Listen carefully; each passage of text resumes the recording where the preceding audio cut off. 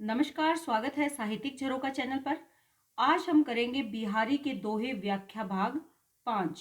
बिहारी जी रीतिकाल के प्रसिद्ध कवि हैं और इन्होंने अपने दोहों का संकलन बिहारी सतसई में किया है, जो कि इनकी प्रसिद्धि के लिए एक प्रमुख ग्रंथ है। इनका एक मात्र ग्रंथ है बिहारी सतसई, जो कि इनकी प्रसिद्धि का कारण है। तो आइए व्याख्या प्रारंभ करते हैं। निसी अंधियारी नील पटु पहिरी चली पिए गेह, कहो दुराई क्यों दुरे दीप शिखासी देह। यहाँ पर एक सखी वार्तालाप कर रही है और वो कहती हैं निशी, निशी यानी रात्रि। रात्रि कैसी है? अंधियारी यानी अंधेरी रात में। नील पटु, नील यानी नीले, पटु अर्थात वस्त्र, पहरी यानी पहन कर, चली पिए यानी प्रियतम के, गे यानी घर। एक सखी कह रही है कि नायिका की सखी उसे कहती है कि तुम अंधेरी रात में नीले वस्त्र पहनकर, नीले वस्त्र क्यों पहने हैं? ताकि अंधेरे में नीला रंग दिखाई ना दे। नीले वस्त्र पहनकर जा रही हो अपने प्रिय पिय से मिलने के लिए, अपने प्रेमी से मिलने के लिए उनके घर। कहो कि बताओ दुराई क्यों दुरे, दुराई यानी छुपाई, छुपाई क्यों छुपे, छुपाई कैसे छुप सकती हो, कि तुम अपने आप को छुपाने का प्रयास कर रही हो, लेकिन वो कहती है कि तुम छुपाई कैसे छुप सकती हो। दीप शिखा सी देह, कि तुम्हारी जो देह है, जो शरीर है, वो कैसा है? दीप शिखा के समान है। दीप शिखा के समान चमक रहा है। दीप शिखा, दीपक की जो लो है, बाती है, वो जब जलती है तो अपना अलग प्रभाव छोड़ती है। उसी प्रकार नायिका की सखी उसे कहती है कि तुम छुपाए भी नहीं छुप सकती, क्योंकि रात भी अंधेरी है, वस्त्र भी तुमने नीले पहने हैं, लेकिन जो तुम्हारी देह है, जो तुम्हारा शरीर है, वो कैसा है? दीपक के समान चमकने वाला है। यानी अंधेरे में भी तुम आसानी से दिखाई दे जाओगी, छिपाए भी तुम नहीं छिप सकती। तो यहाँ पर नायिका के गोर वर्ण का, यानी उनके गोरे रंग का अतिशोक्तिपूर्ण चित्रण कवि ने किया है। मकराकृति गोपाल के सोहत कुंडल कान, धर्यो मनोहिय घर समरू ड्योढ़ी लसत निशान। यहाँ पर नायिका क्या कहती है कि मकराकृति, मकर की आकृति, मकर क्या है? मछली, की मछली की आकृति गोपाल के कानों में, सोहत सुंदर दिखाई देते हैं, कुंडल, कि गोपाल के कानों में मछली की आकृति के जो कुंडल पहने हैं वो बहुत ही शोभायमान है, सुंदर दिखाई देते हैं। उनको देखकर कैसा लगता है? धर्यो मनो हिय घर, धर्यो यानी रख दिया है, मनो मानो, जैसे, हिय, हिय यानी हृदय, घर, हृदय रूपी घर में, समरू, समरू अर्थात कामदेव, कामदेव, कामदेव कौन होते हैं? प्रेम के देवता। डोरी लसत निशान, कि ऐसे प्रतीत होता है कि हृदय रूपी घर में प्रवेश से पहले कामदेव ने रख दिया है। डोरी क्या होती है? देहरी, देहरी या देहली, देहरी, देहरी पर लसत, लसत यानी दिखाई देता है, निशान, निशान किसका? प्रेम के भाव का, यानी अपना निशान किसने? कामदेव ने। ऐसे लगता है कि वो डोरी या देहरी प्रवेश करके, वो देहरी को प्रवेश करके कहाँ चले गए हैं? हृदय में। देहरी यहाँ पर क्या है? कान, कान रूपी जो देहरी है उसमें से प्रवेश करके वो कहाँ चले गए हैं? हृदय पर, हृदय में चले गए हैं। और उन्होंने अपना निशान, निशान क्या है? जो मछली के कुंडल कानों में पहन रखे हैं वो निशान है। यानी उनको देखकर प्रेम का भाव आता है और ऐसे लगता है कि कामदेव ने हृदय में प्रवेश करने के पश्चात जैसे अपना निशान बाहर देहरी पर या डोरी पर लगा दिया है, यानी अपना झंडा फहरा दिया है, ऐसा प्रतीत होता है। झंडा कैसे फहरा दिया है? क्योंकि जो मछली की आकृति के उन्होंने कुंडल पहने हैं वो निरंतर हिलते रहते हैं। मछली की प्रवृत्ति क्या है? चंचल। तो उन्होंने जो कानों में कुंडल हैं वो उनके शरीर की गति के साथ हिल रहे हैं, यानी वो निशान फहराते हुए प्रतीत होता है। तो ऐसे दिखाई देते हैं जैसे कि वो कामदेव ने अपने जाने के पश्चात वहां पर निशान लगा दिए। और गए कहाँ है कामदेव? मन में, हृदय में। तो यहाँ पर कवि ने प्रेम के भाव की अभिव्यक्ति की है। वो बताती हैं कि कृष्ण इतने सुंदर हैं और उन्हें देखकर ऐसे लगता है कि कामदेव ने उनके हृदय में प्रवेश करने से पहले अपना निशान उनके कानों में लगा दिया है। और वो प्रेम का भाव कैसे उत्पन्न हुआ? कृष्ण के मन में राधा को देखकर, राधा के सौंदर्य को देखकर कृष्ण के मन में प्रेम का भाव उत्पन्न हुआ है। लग्यो सुमनु हवे है सफलू, आतप रोषु निवारी, बारी बारी आपनी सिंची सुहृदता बारी। यहाँ पर कवि क्या कहते हैं कि लग्यो, लग्यो यानी लगा हुआ है, सुमनु, सुमनु अच्छा मन, हवे है सफलू और हो रहा है, हवे है यानी हो रहा है सफल, सुफलू यानी सफल, फल मिलने वाला है, कि तुम्हारा जो मन है वो सुमन अच्छा मन है, सुंदर मन है। और वो कहाँ लगा हुआ है? कृष्ण के प्रेम में लगा हुआ है और वो प्रेम सफल हो रहा है, अर्थात तुम्हारे जो कृष्ण है वो तुमसे मिलने के लिए आने वाले हैं। इसीलिए आतप, आतप क्या है? तप, ताप, गर्मी। रोषु, रोषु किस, क्या? क्रोध। गर्मी किसकी है? क्रोध की, यानी गुस्से का जो तप है, जो गुस्से की जो अग्नि है, निवारी, उसका निवारण करो, अर्थात उसे त्याग दो। कि तुम्हें क्रोध करने की आवश्यकता नहीं है, तुम अपने क्रोध को त्याग दो, क्योंकि तुम्हारे मन में जो प्रेम का भाव है वो प्रेम अब सफल होने वाला है। बारी, बारी आपनी, बारी अर्थात बारी यानी बावरी या बावली, बारी यानी बाला, बाला यानी लड़की, लड़की कौन? जो नायिका है। आपनी अपनी, सिंची सिंचो, सुहृदयता अच्छे हृदय रूपी जो तुम्हारी वाटिका है, जो मन रूपी वाटिका है, उसे सिंचो, किससे? जल से। वारी यानी जल। यहाँ पर श्लेष अलंकार है क्योंकि एक शब्द के साथ अनेक अर्थ निकल रहे हैं।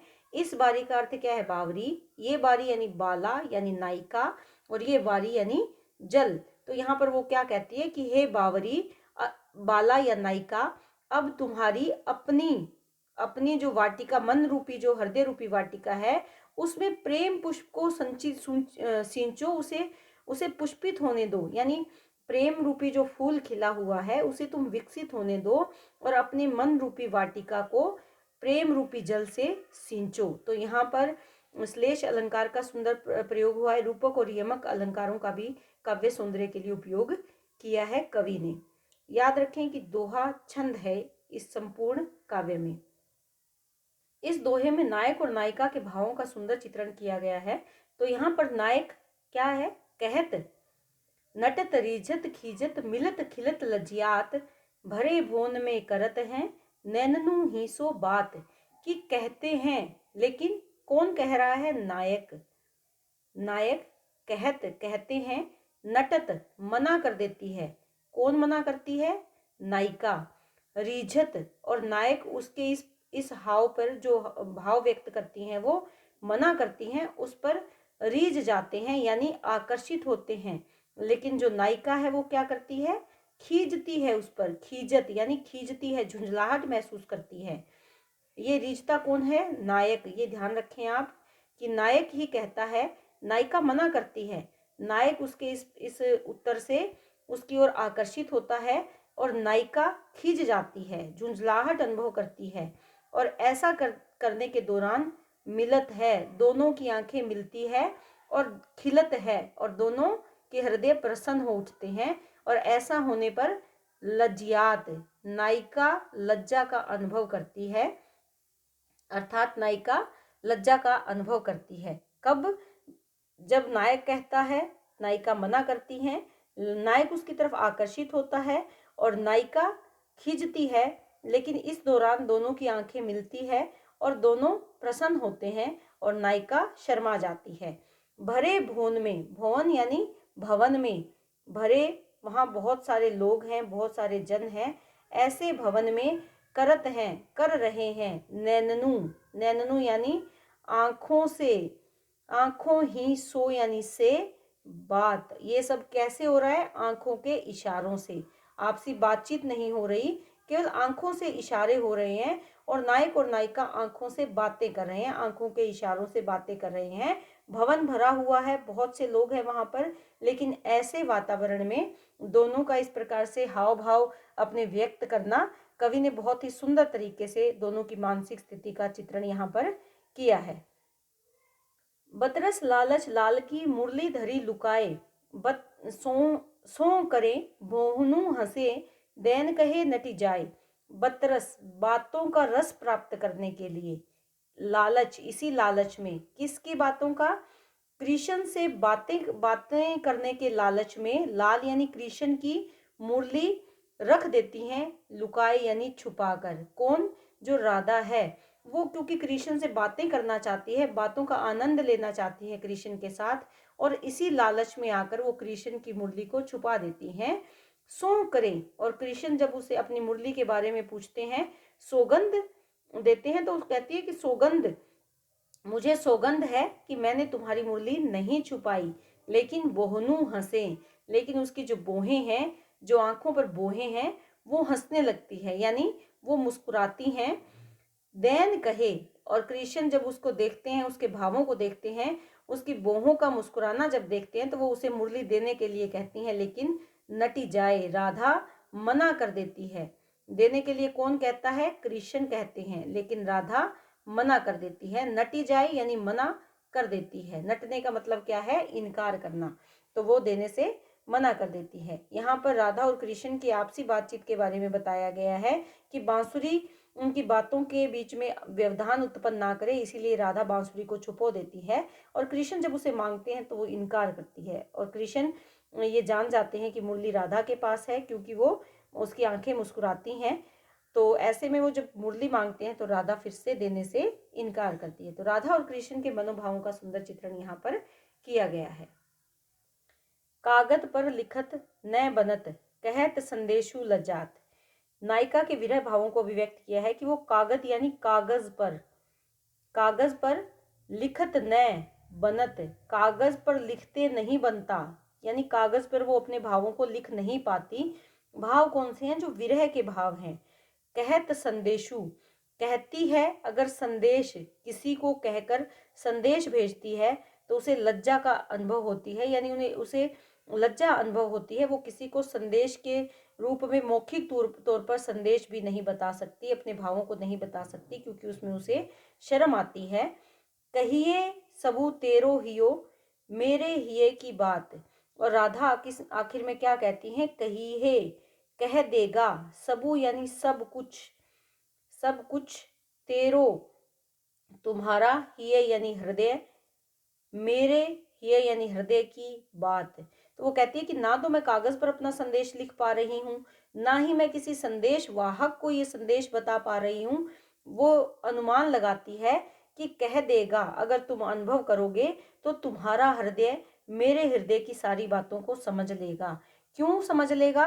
क्योंकि जिस प्रकार राधा के हृदय में विरह के भाव हैं, उसी प्रकार के भाव नायक के या कृष्ण के भी होंगे। अतः वो कहती मन में ये भाव अभिव्यक्त करती हैं कि उसे अनुमान है कि वो अपने हृदय की बातों से ही मेरी जो स्थिति है उसका अंदाजा लगा लेंगे। कौन लगा लेंगे? कृष्ण। किसका? राधा के मनोभावों का, कि तुम अनुमान से ही मेरे मन की दशा जान लोगे। कौन जान लेगा? कृष्ण जान लेंगे। तो यहाँ पर अपने विरह भावों को व्यक्त किया है, लेकिन वो अपना संदेश पहुंचाने में असमर्थ है, और ये आशा करती है कि कृष्ण अपने मन से ही राधा के जो परिस्थितियां हैं उनको जान लेंगे, समझ लेंगे।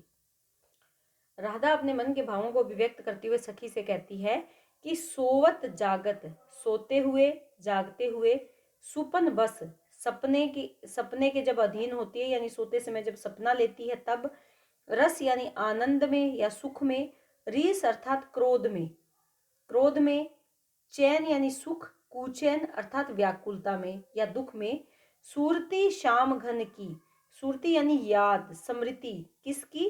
कृष्ण की। सूरती बिसरे न की, सूरती जो सुंदर मूर्त है किसकी? कृष्ण की, यानी सूरती शक्ल किसकी? कृष्ण की। बिसरे न, भुलाने से भी नहीं भूलती। किसकी याद? कृष्ण की याद कि बिसरे न यानी भूलती, भुलाने से ही, हूं यानी ही, कि भुलाने से भी नहीं भूलती। कृष्ण की जो याद है मुझे सोते हुए, जागते हुए, सपने में, आनंद में, क्रोध में, जब वो सुख से जीवन जी रही है या वो बेचैन है, ऐसे जीवन का कोई भी पल ऐसा नहीं है जब वो कृष्ण को भूल जाती है। ऐसा वो सखी से कहती हैं कि हर समय मैं कृष्ण को ही याद करती रहती हूँ, यानी मेरे हृदय में प्रत्येक पल, प्रत्येक क्षण, प्रत्येक समय कृष्ण ही बसे हुए हैं और मैं उन्हें याद करती हूँ। तो यहाँ पर राधा की मनोदशा का वर्णन राधा ने स्वयं के भावों में अभिव्यक्त किया है, स्वयं की वाणी में बताया है। अपनी सखी को वो अपने भाव बता रही हैं। नेहू ने नैननु को कछु उपजी बड़ी बलाई, नीर भरे नित प्रति रहे, तऊ न प्यास बुझाई। यहाँ पर राधा क्या कहती है? नेहू न, कि प्रेम ही नहीं, न यानी नहीं, प्रेम नहीं, अपितु नैननु यानी आंखों, आंखों को कुछ बड़ी बलाई यानी बला या व्याधि या बीमारी उपज गई है, यानी उत्पन्न हो गई है। क्या उत्पन्न हो गई है? बड़ी बीमारी। वो कहती है कि मेरी आंखों में प्रेम के भाव नहीं है, ऐसे लगता है कि कोई बड़ी बीमारी मुझे लग गई है, कोई बड़ी व्याधि मुझे लग गई है, बड़ी मुसीबत मेरी आंखों में आ गई है। क्यों? क्योंकि नीर भरे नित प्रति रहे, नीर यानी आंसुओं से नित प्रति प्रत्येक समय भरे रहते हैं, मेरी आंखें हमेशा आंसुओं से भरी रहती हैं। तऊ ने प्यास बुझाई, तऊ यानी तब भी, तब भी, न यानी नहीं, प्यास बुझाई, प्यास बुझती, मेरी आंखों की तब भी प्यास नहीं बुझती। किसकी? कृष्ण के दर्शन की प्यास समाप्त नहीं होती, कि आंखें प्रतिदिन आंसुओं से जल से भरी रहती हैं, लेकिन फिर भी मेरी आंखों की प्यास नहीं बुझती। प्यास किसकी है?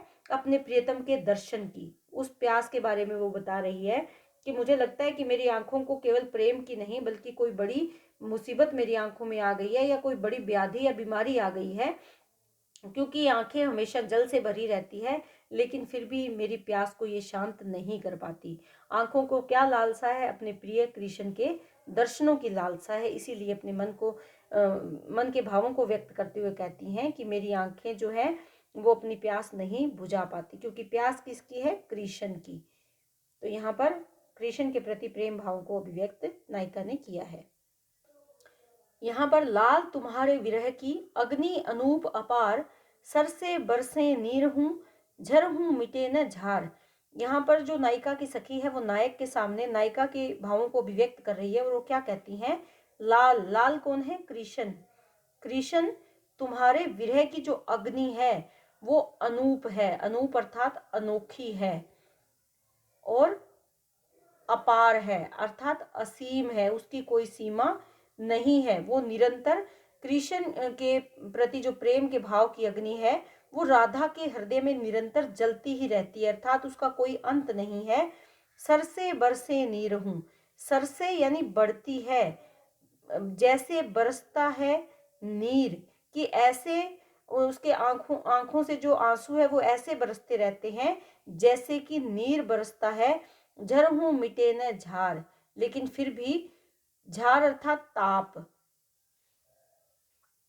झर हूं यानी झड़ी, कि बारिश की झड़ी लग जाती है तब भी नहीं मिटता जो ताप है, जो उसके हृदय की अग्नि है वो तब भी शांत नहीं होती। अग्नि कौन सी है? विरह भाव की जो अग्नि है वो तब भी शांत नहीं होती, चाहे कितना ही नीर क्यों ना बरसता रहे, तब भी उसकी जो अग्नि है, जो उसके मन में पीड़ा है, दुख है, वो तब भी शांत नहीं होता। तो यहाँ पर नायिका के प्रेम भाव को व्यक्त किया है कि विरह की अवस्था में नायिका की कैसी दशा है, वो एक नायिका की सखी कृष्ण को बता रही हैं। कौन सुने कांसो कहूं, सुरती बिसारी ना, बदा बदी जो लेत हैं, ए बदरा बदराह।